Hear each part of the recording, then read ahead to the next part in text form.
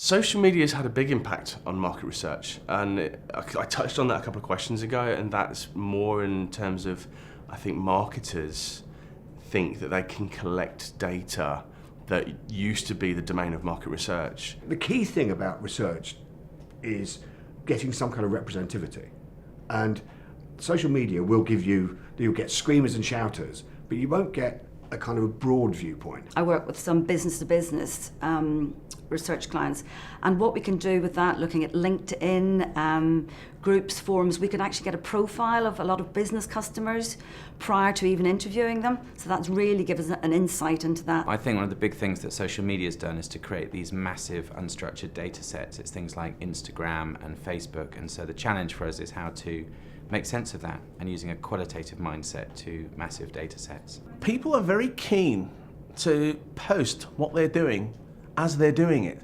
And I do think that there needs to be something there, and there probably is, that can capture people's behaviour and emotional responses in real time and actually translate that into meaningful information that marketeers can use.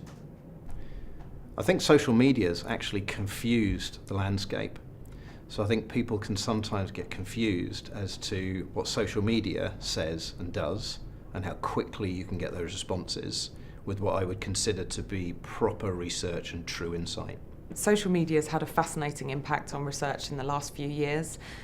I think the biggest challenge that we face is actually realising and remembering that social media is only a portion of our methodologies and not the whole picture.